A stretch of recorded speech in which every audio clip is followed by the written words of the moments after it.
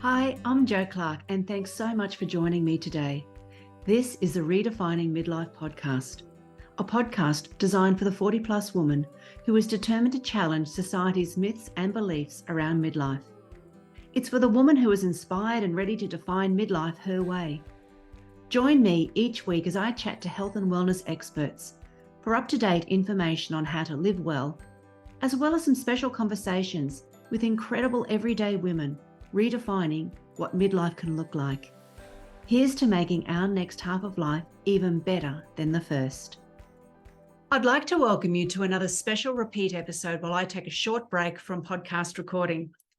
The number one episode that featured a guest expert was episode 46, Better Bone Health with Professor Belinda Beck. This episode is definitely one to listen to again because we need to hear things more than once for us to learn, but more importantly, to take action. Professor Beck happens to be one of the world's leading researchers and experts on bone health, and she shares so much important information and easy to implement tips. Now, if strength training wasn't on your radar this year, this is your reminder why you need to put it on your wellness to-do list. And there's absolutely no better time for you to start than right now. Osteopenia and osteoporosis may not be the sexiest topics in town, but I've got absolutely no doubt that the information in this episode has got the potential to change the lives of many listeners. Now, not many people realise that peak bone mass occurs between the ages of 25 and 30, and by the time we reach the age of 40, we slowly begin to lose bone mass. The changes in hormones due to menopause and getting older has got a huge impact on bone health. We know that women are particularly vulnerable to having unhealthy bones, and current data shows that about half the women over the age of 50 will break a bone because of osteoporosis. And 80% of people with osteoporosis are women. It's crucial then that women become proactive and protect their bones more because they're 4 times more likely to get bone disease than men. And being proactive starts with learning more about bone health. So I'm beyond thrilled to have one of the world's leading researchers in this area on the podcast. Belinda Beck is a professor of exercise science at Griffith University, Gold Coast, Queensland, and the Menzies Health Institute Queensland. Her work, which is primarily related to the effects of mechanical loading on bone, has involved both animal and human models from basic to clinical research. Professor Beck's particular focuses have been exercise interventions across a lifespan for the prevention of osteoporotic fracture and the management of bone stress injuries in athletes and military recruits. She's been awarded over $3 million in research funding, published over 100 scientific papers, and presented almost 200 abstracts at conferences and symposia nationally and internationally. I'm exhausted just reading that. And in 2015, Belinda established the Bone Clinic, which is a translational research facility and clinical practice providing evidence-based exercise, or Onero in brackets, for people living with osteoporosis.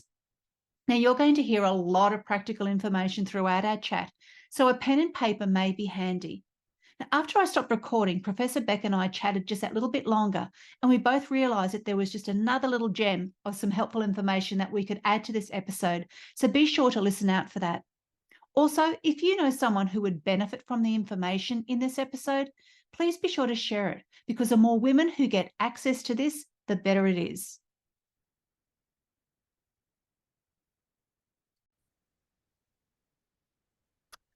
Welcome, Professor Beck, to the Redefining Midlife podcast. I'm so excited to learn all things bone related and what we can do to help women who are wanting to know more about how they can look after their bone health. So welcome. A pleasure to be here.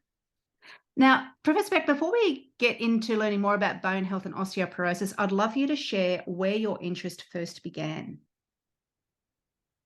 Well, I think, as with most researchers, your desire to answer a question comes from a problem that you have or someone that you love has.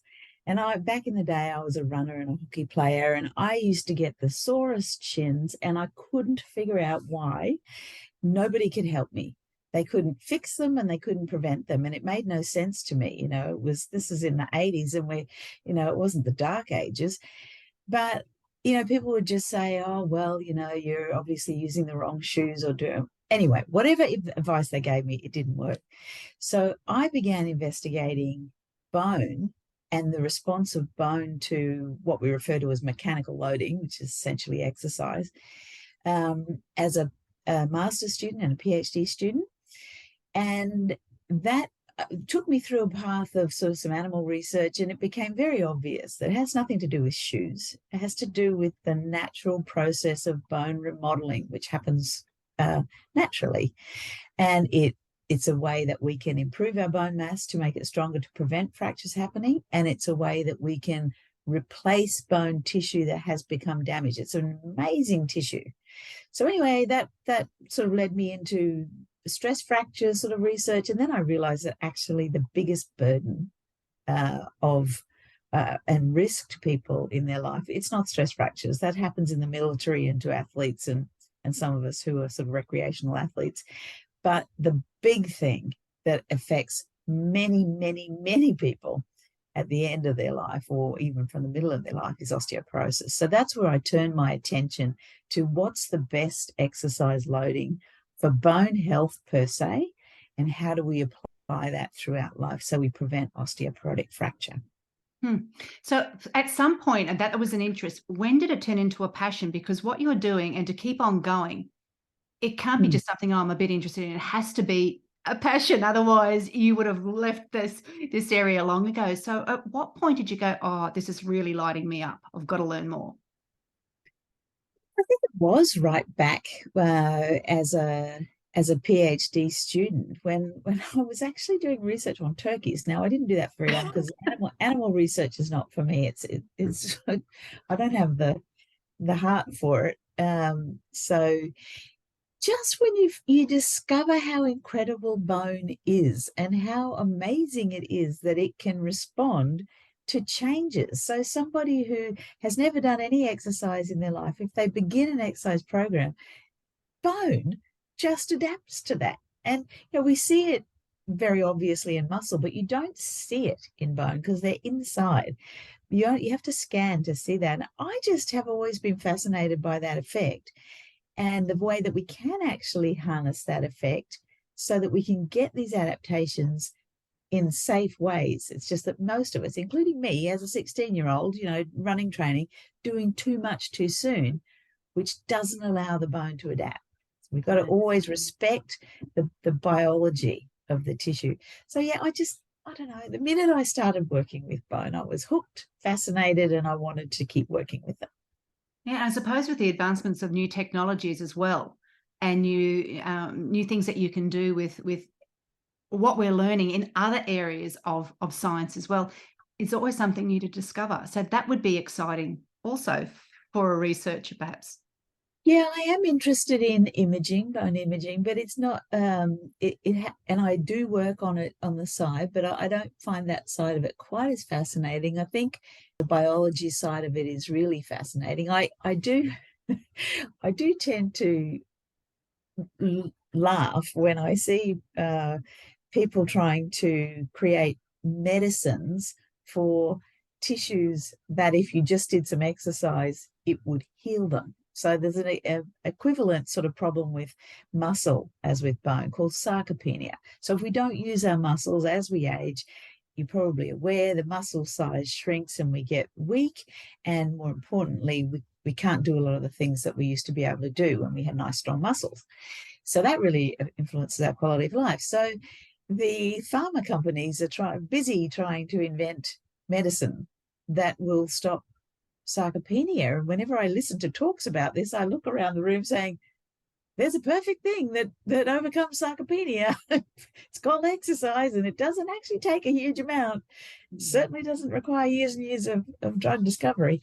So I think we have to keep in mind that exercise is this incredibly powerful therapy.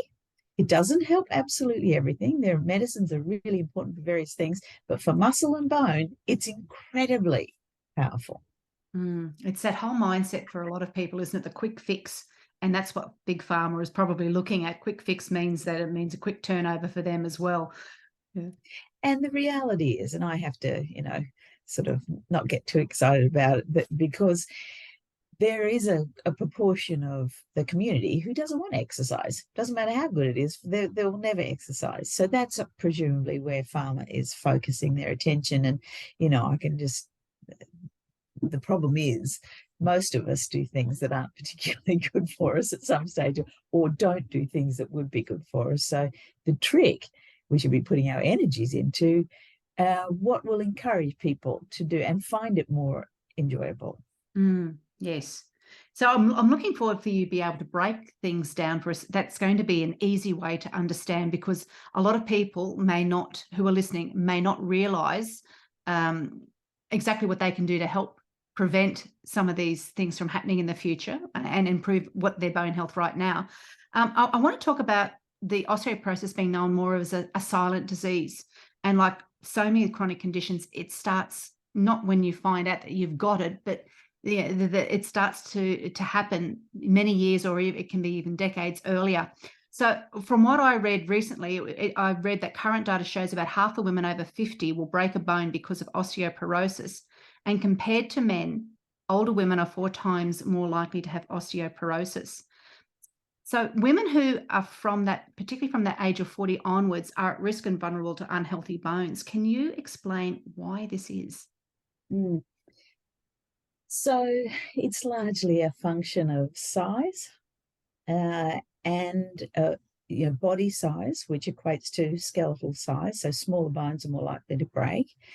And also probably an increased propensity to fall when you're older.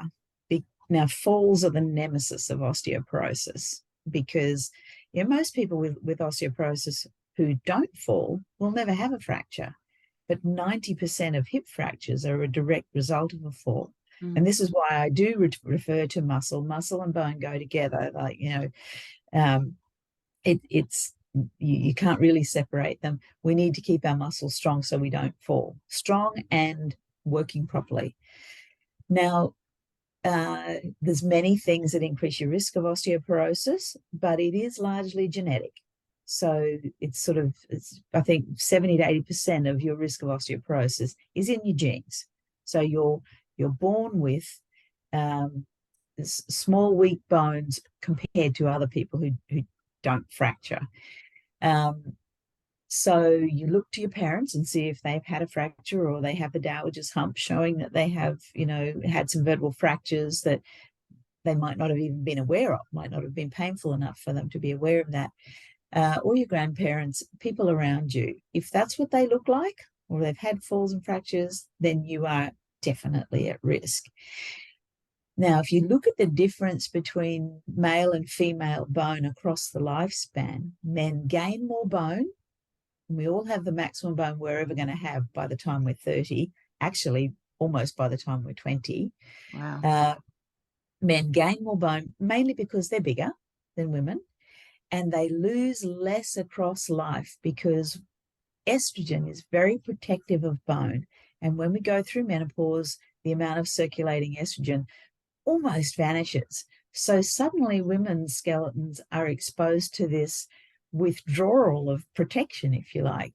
And so there's this massive loss of bone, sort of around average age of menopause, about 54. So anywhere between sort of 50 and 60, we lose a lot of bone. So we gained less when we were young. We lose more as we age. So we end up with this big difference in bone health or bone strength at the end of life, and an increased risk of falling. So the combination of those things make us more at risk of osteoporotic fracture.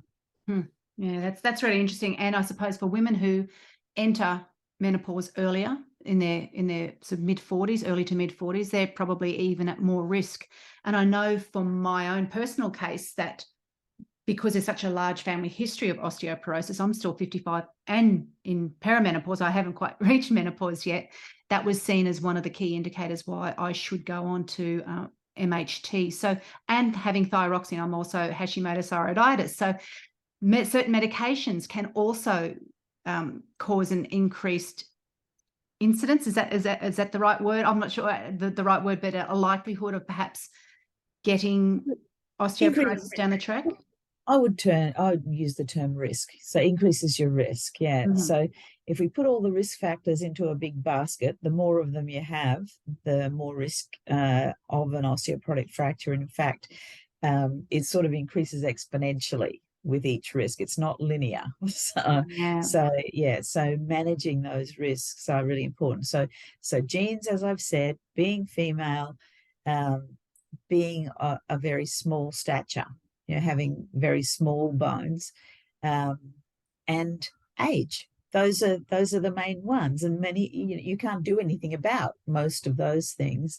So we're dealing with the other things we can do something about, and that's diet, exercise, your medications, and obviously there are some medications you must take, they're life preserving, but just being aware that certain medications do make you more at risk is a good way of really focusing your attention. Okay, well, that means I really do need to do something about it sooner rather than later.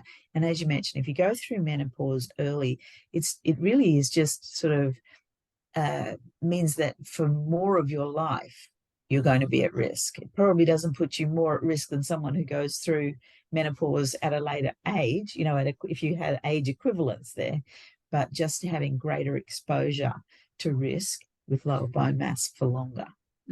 So being, while you can, and while there's that safe window of opportunity to go on menopause hormonal therapy, MHT or /HRT, is something that's not going to be the magic pill. Obviously, you need to do things in conjunction with that. But is that something that your research has shown as well? Because from what I've heard, and the Menopause Society and things, they do recommend that as an option.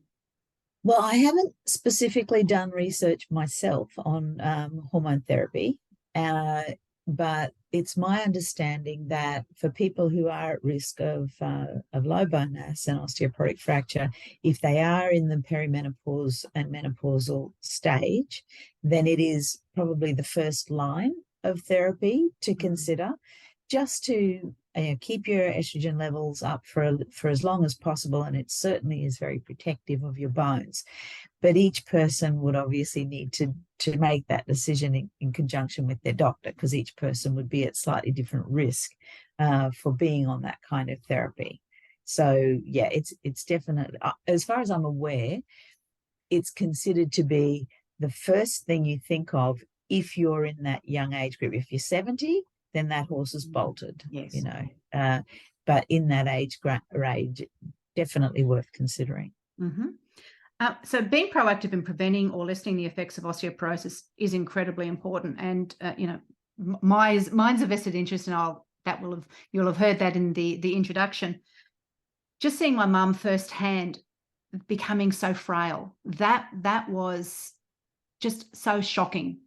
To see somebody who was able to garden and do things for herself to all of a sudden be hunched over in pain and unable to move. And then that just sent that whole cascade of other problems because of the fractures that she had.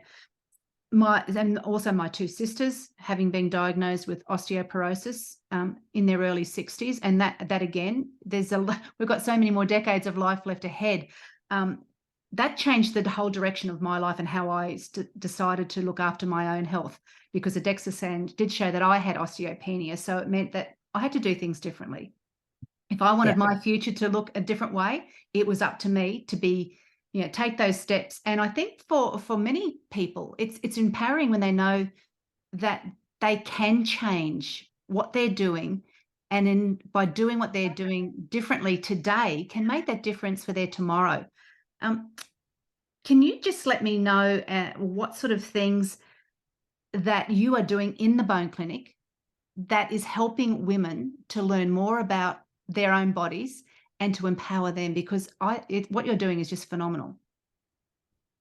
Well, I suppose to go back a little as to how the Bone Clinic even came about.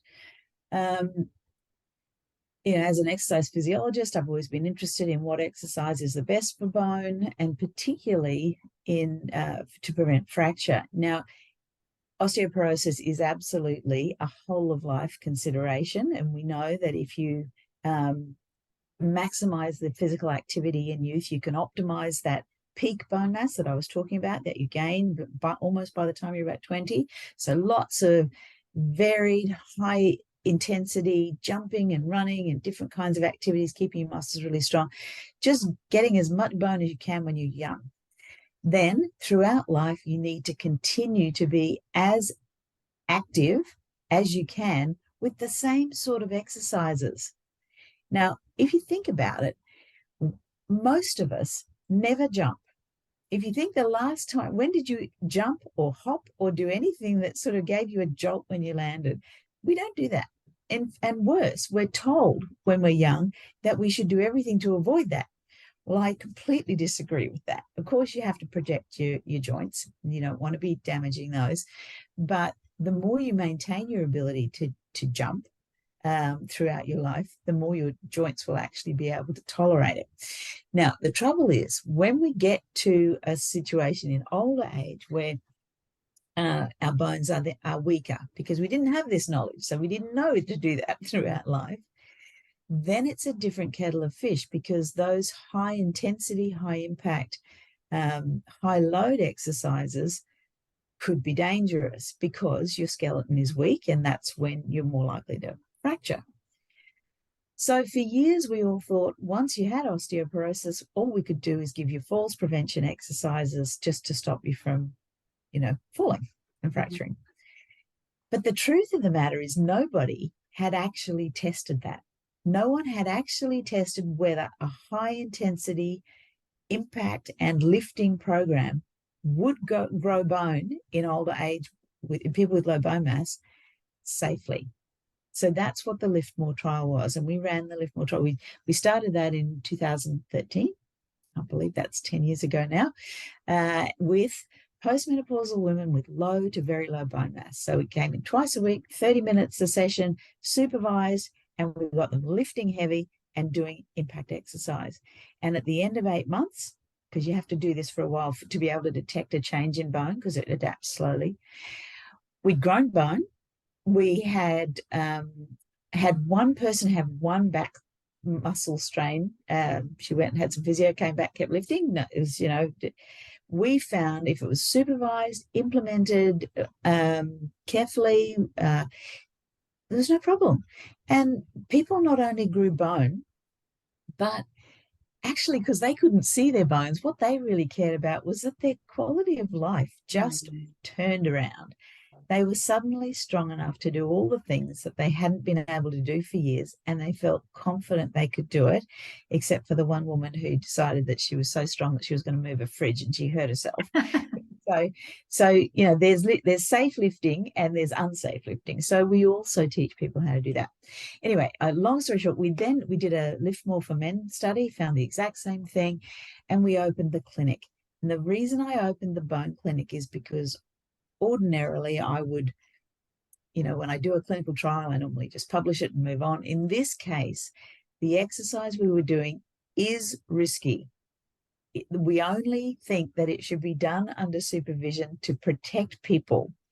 So that's what the clinic is. We set up, it's a translational research clinic. So everyone who comes to us is a research participant. We do almost the same kind of testing we did in the Lift More study. They also see a dietitian, so they make sure that they're eating the correct building blocks for bone and muscle. And then they get the opportunity to do this lifting program, which we call Onero, under supervision, very carefully. There's a beginner stage. If you've got all kinds of things wrong with you, like you've got a frozen shoulder or you've got a dreadful pelvic floor or something, we put you into another phase to sort those out. And then when you're ready, you go into Onero and you do that. We're just finding the exact same outcomes at the clinic as we found in the trials. People are just getting stronger, growing bone, and getting their lives back. Wow. That's basically in a nutshell. Yeah, that's really exciting because and also I remember reading a book, Strong Women Stay Young, a long time ago, and they found similar types of study. Their study found similar sort of outcomes as well, and just the ability for people to get that independence back is huge. to suddenly not, and I think the more you do, the more you want to do as well, because then it changed how they might have done. They might go traveling more, or perhaps add more exercise into their day, or get out into the garden more, or just become more social. It has such a huge roll-on effect, doesn't it? It does. That's exactly the point. Once you get stronger, you can do more. The more you can do, the better you'll be. And we have people who come to us who are utterly devastated because they've just been delivered the news by perhaps a GP who doesn't know a huge amount about exercise and how you can do it safely. And they'll say, right, you've got osteoporosis. I don't want you to lift your grandchild ever again. I don't want you to be carrying your shopping. These are things that people need to be able to do. And we can help them to do that. And the difference is we teach them how to do it safely. So, yes, you probably don't want to be lifting your grandchild up onto that really awkward, slippery slide in a weird position where you're leaning over. That we'd say, don't do that. But think of other ways to lift your grandchild. Squat down beside them, wrap your arms around them, hold them really close, and stand up using your legs, not your back. Those sorts of things. So we're teaching ways to protect your spine, as well as ways to make it stronger and to make your muscles stronger so you're not falling, and to just get your life back. Who wants to be scared for the rest of their life? That's right. So you mentioned earlier on the importance of building bone at a younger age, and particularly if you're looking at 20 as being the almost 20 to 30 at the peak bone density time. How do you see the sedentary lifestyle of a lot of the younger generation, but in reality, because I used to see my own children at times where they could have been out and about, were sitting, but that's they were still relatively active and quite active compared to others. What do you do with those kids and teenagers who are really couch potatoes? Because that's looking long term. That's not good. It's not good. It's the $1 million question, isn't it? And it hasn't just been in the computer age, because I think television did a lot of that too. In the old days, you'd come home from school and you'd go out with your mates on the street, and you'd just be mucking around out there. Whereas probably by the 70s, you had kids coming home, getting a snack and sitting in front of television. And it has been like this for a long time. And it probably partly explains why there is this explosion of sarcopenia and osteopenia now. I started my life as a PE teacher, actually. I taught PE for 2 years. And I used to battle against this the tendency for schools, and I'm sure it comes from parents, to value only academics. Because, there are many kids in our schools who will never go into academic heavy careers, but all of us need our health. So what we should be teaching in schools is healthy physical activity and engagement. What an opportunity. You have a captive audience.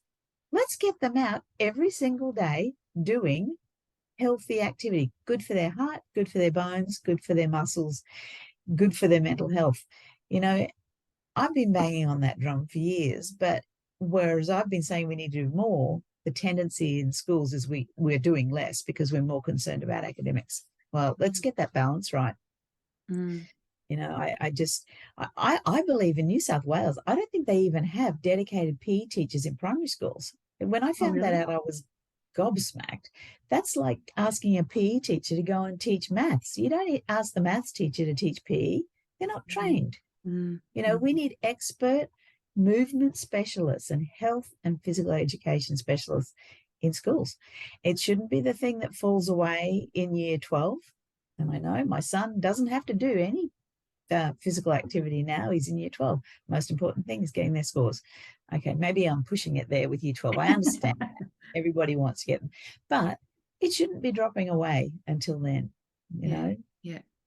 No, it'll be interesting to see what happens in the next 10, 20, 30 years on how it's impacting on the health of young people now. So If anyone who's listening to this podcast wants to know more about the state of their bone health, what should they do? What's their first step? So possibly mention it with your GP at your next appointment. If you have a family history and you don't need to go to the doctor for any other reason, you can still make an appointment based on that, saying, I want to be referred for a bone density scan and see what my bones are like. This is preventative. I'm being proactive.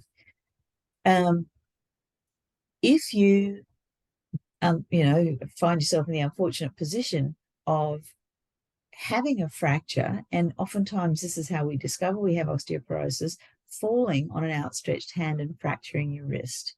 And this happens a lot in these sort of middle ages. Now, if you just fall onto your wrist, you shouldn't break your forearm.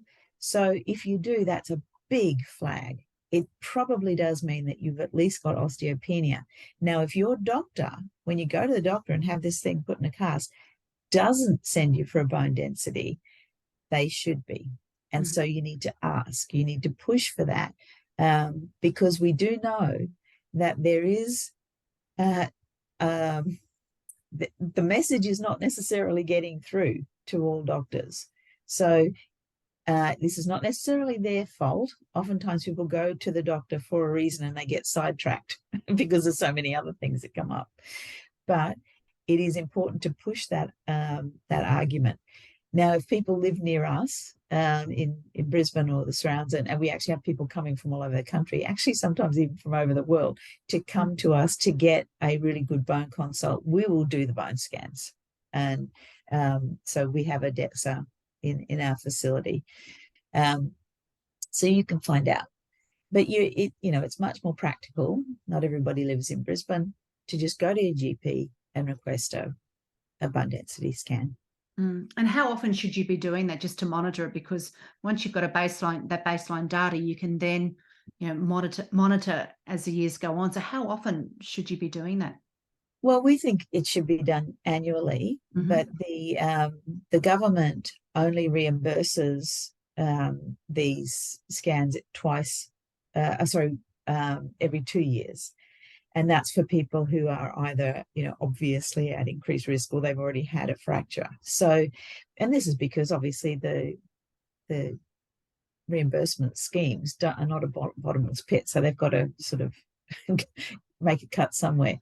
But with us, if you come to the clinic, we'll do it for you every year, because a lot can happen in a year. If you happen to have a really bad bout of some respiratory condition and you're on prednisone for a couple of months, prednisone is terrible for bones. You can lose, many percent of your bone mineral density because of that.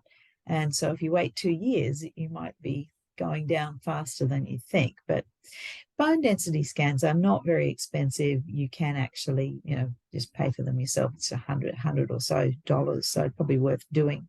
Yes. So we've mentioned osteoporosis and osteopenia kind of interchangeably, and they're both very different. So can you, I don't think we've gone through exactly what both mean, so people are really crystal clear on what those two terms mean. Yeah. So the World Health Organization defined what was considered to be normal bone mass, what was low, and what's very low. So the difference is low is osteopenia and very low is osteoporosis. So obviously, if you have osteoporosis, very low bone mass, you are at much more increased risk of fracture, just because your bones are weaker. However, many, many, many more people have osteopenia. And this means that actually most of the fractures happen in people who are only osteopenic. So this is just a statistical effect, because there are more people with osteopenia. But the reason I say it is because if you go to have a bone scan and they say, well, you're not at risk because you don't have osteoporosis yet, that is not true. You are absolutely at increased risk if you have osteopenia. Now, I can give you the T-score values, if you like, that define what those criteria are, but you probably will forget them. They'll just be numbers. A T-score of -2.5 is what defines you as osteoporotic. But don't, as I say, That's not a magic number. If you have osteopenia, which is -1 to -2.5, you are still at risk and you need to be doing something about it.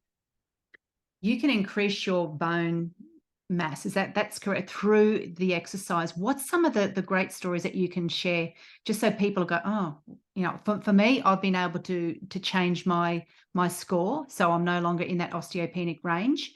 But what's some really great stories that you can share with us of success that you've seen with some of your clients? Oh, we have multiple success stories. So, and it's not magic. You have to put the work in. But we have people who have come in with osteoporosis by T-score, and they have ended up in the normal range, so they haven't been able to get back to what is considered to be normal. Now, that doesn't happen all the time, and if you're extremely low, then it would be highly unlikely that you would. But the difference is, at least you're not losing more, you are gaining some, and really importantly, you're gaining muscle strength so that you're not likely to fall. So it's, the success stories are thick and fast, really, and I look at them from a quality of life standpoint. So, some people will come to us on a walker. They're so frail because they've become so weak over the years that they need a walker. And 8 weeks later, no walker, standing on one leg. Wow.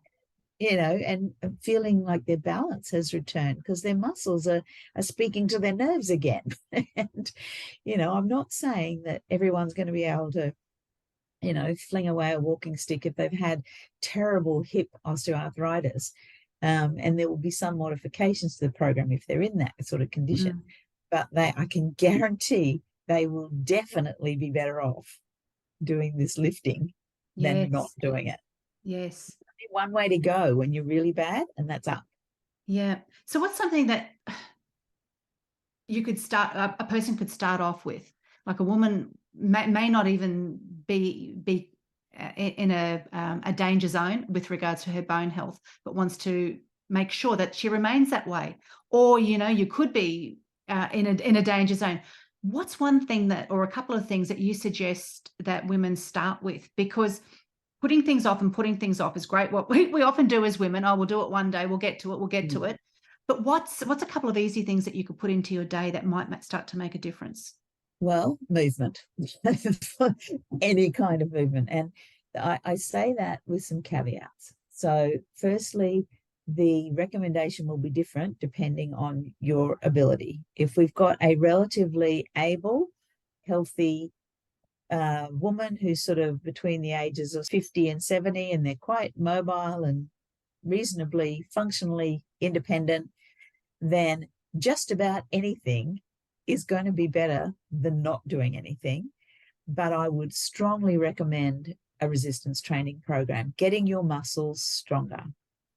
Doing that with somebody who can supervise you is definitely going to be better than not, because the worst thing you can do is injure yourself, because then you're not going to want to keep doing it. If somebody's very frail, then the best thing that they can do, again, I would strongly recommend supervision.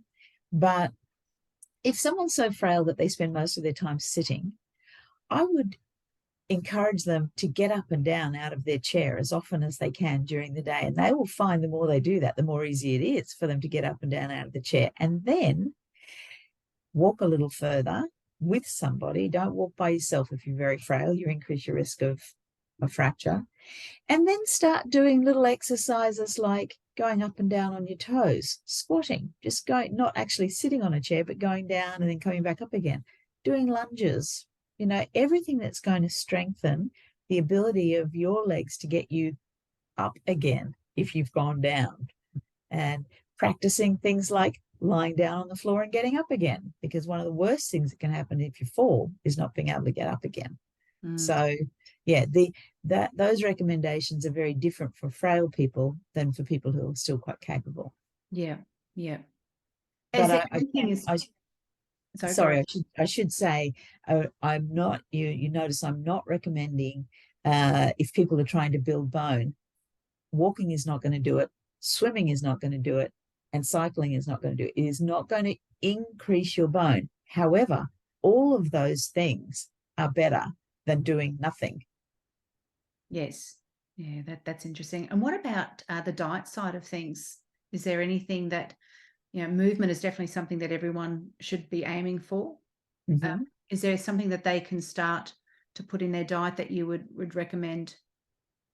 Yeah, well, firstly, I'd probably recommend a proper dietitian consult, because everybody's got Everyone will be different different. Yeah. different preferences, but different tolerances and allergies and things. And, across if a generic sort of recommendation is to increase your dairy. And I know that instantly 50% of your listeners will go, that's not for me.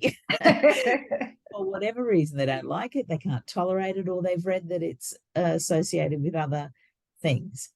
As far as I'm aware, there is no evidence that dairy is associated with an increased risk of cancer or any of those other things. That the most of the good science has shown that those sorts of fears are not true. What it is beneficial for is calcium for your bones, which is dairy is very bioavailable, meaning it's easy to absorb. Whereas the calcium that's in green veg is not as easy to absorb. Lots of it, but it's harder for us to get it. So dairy is good. If you can up your dairy, that's half the battle. It's also got a bunch of protein in it, which is really good for your muscles. So we want calcium. We also need vitamin D. We can't absorb the calcium from our gut if we don't have enough vitamin D. So that means it's not that easy to get vitamin D in your diet. You've got to be eating a lot of butter and red meat and mushrooms. and they're not high on everybody's list. So unless you're my husband, who eats copious amounts. But what you can do safely, and I know we are very sun averse in this country, as we should be at the dangerous times of day, but go out in the sun and get a little bit of sun before the danger hours. Never get burnt, but a little bit of sun on your skin is a very effective way of getting your vitamin D. And also there are other benefits of sun exposure. So it's not just about vitamin D. So I'm a sun advocate. I don't have a massive tan or anything like that. I'm not recommending that. But before 10 and after 2 in most places, depends where you are, is okay to get about 15 minutes of sun, and it's good for you.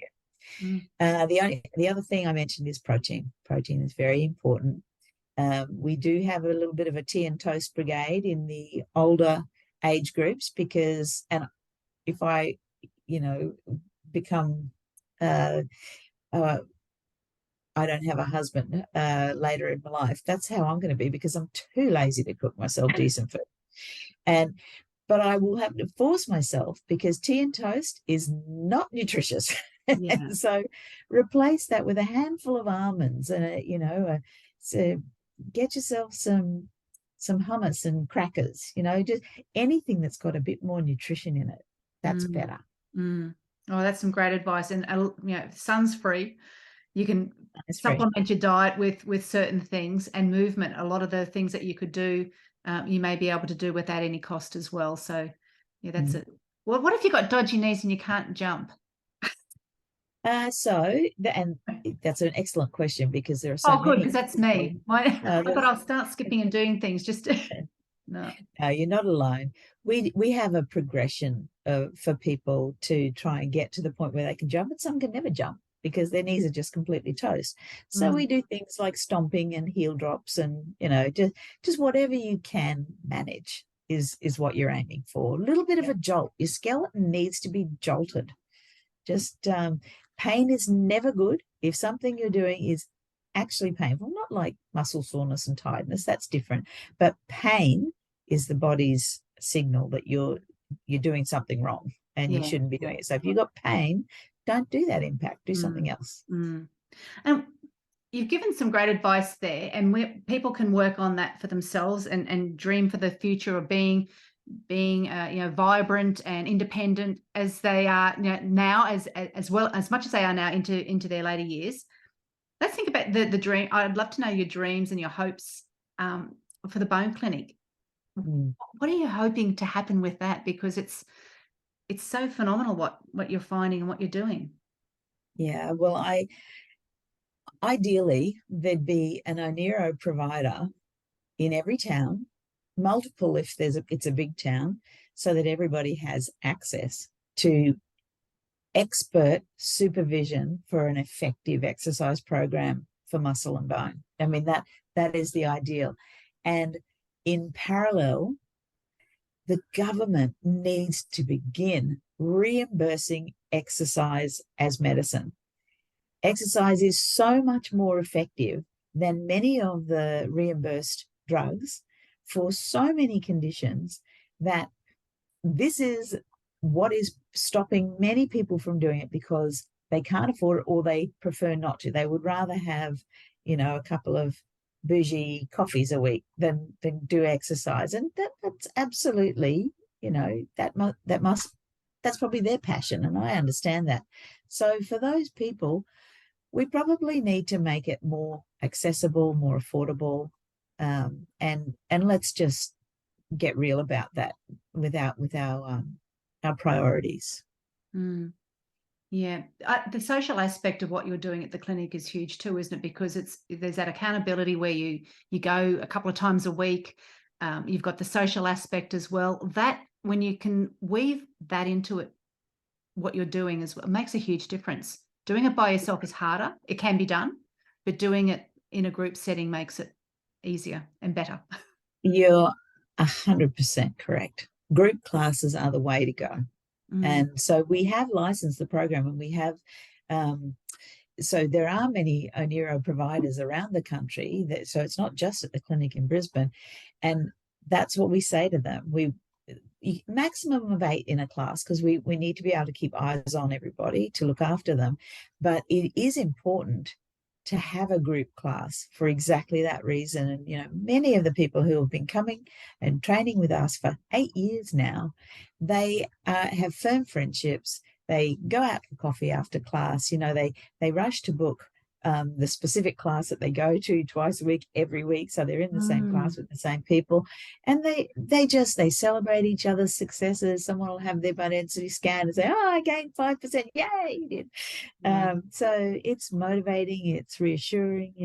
"Oh, someone hasn't turned up today, I wonder what's wrong," and then they'll check on each other. And so the social side of it is absolutely vital, not just for the bone outcomes, but for mental health.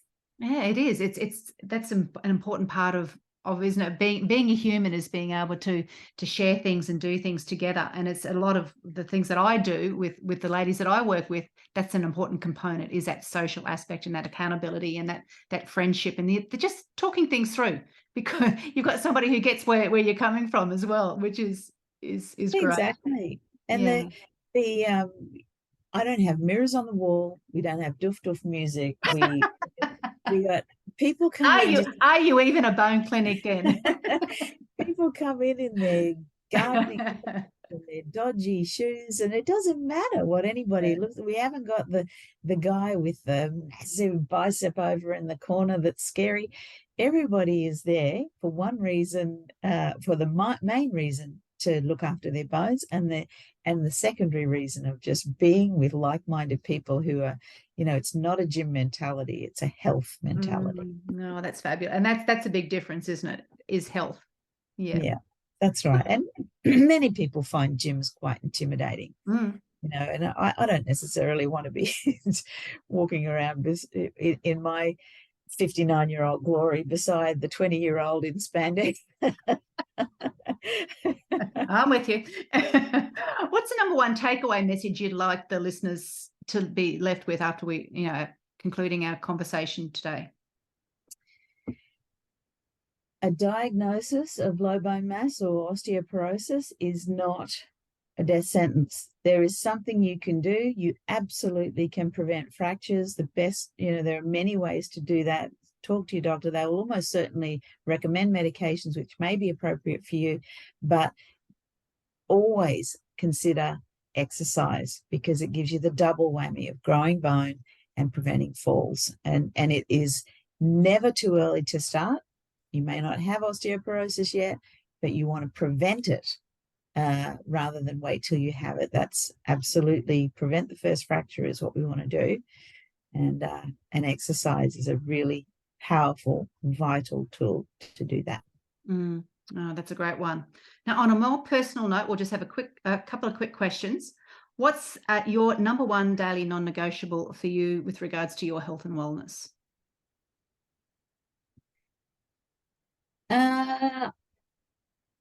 It sounds funny, but I have to read a good book for at least 10 minutes before I go to sleep. I look forward to it. I love it. And even if I'm exhausted, I just love that reading and that story. And yeah, it's good So for me. on your bedside table, is that a non-fiction or a fiction? Both. Yeah, I'm a Charles Dickens fan. I've been reading a lot of the classics. But I also am reading the diary of Charles Darwin when he was on the Beagle, and that's fascinating too. So, but sometimes I just want to read some fluff. Yeah. Well, when you're living in the world of academia and research papers, I can imagine that you would. What are you most looking forward to in this next half of life? So you've got such a big full life right now with all you're doing. What else are you looking forward to that may not be with regards to work?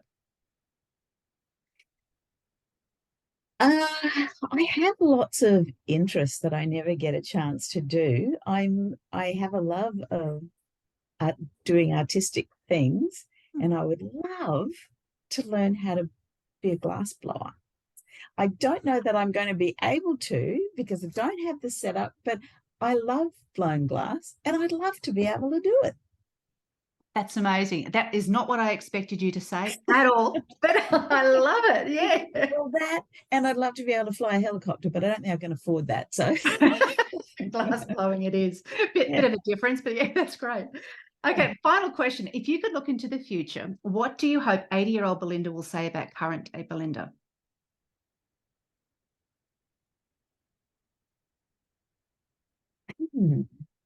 Geez, that's a hard one. Probably that I did everything I could. I did my job to the absolute nth degree and squeezed every bit of benefit for mankind out of it. Love it. Thank you. And thank you for all that you do. Thank you for your time today. Thank you for all the research and the passion that you have that's driving what you're doing to reach even more and more people. So it's incredible. My pleasure. Thanks so much.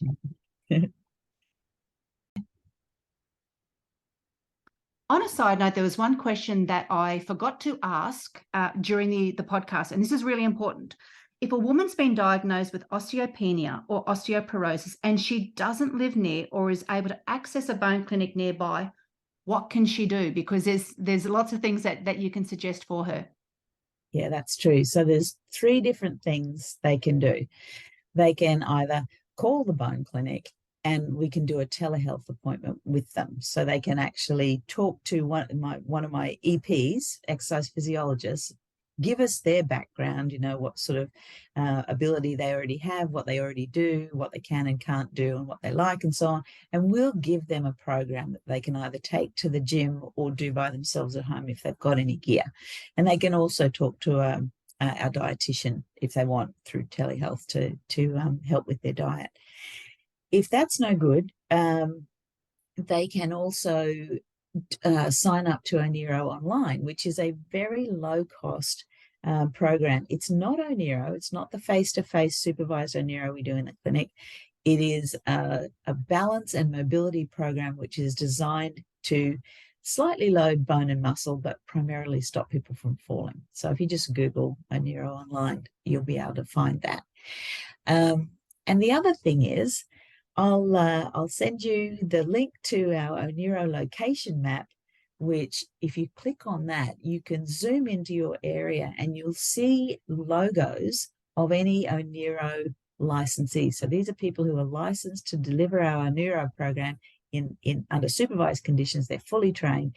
And if you've got one near you, you can go there and get the exact same program. And to find them, you click on the actual logo and their contact details will drop down. Brilliant. How do you spell that? Just I'm trying to work out if the actual Onero is Yeah. Onero. Okay. It's the Latin word for overload. That's why we called it that. Okay. Well, there you go. Thanks so much. And I'll add all of those links to the show notes, so you've got them direct if you want to click on those, and it'll take you straight there. Brilliant.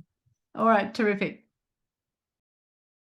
Thanks so much for listening and sharing your time with me today. I'd love you to hit subscribe on Apple Podcast or your favorite podcast app and leave a 5-star rating and review.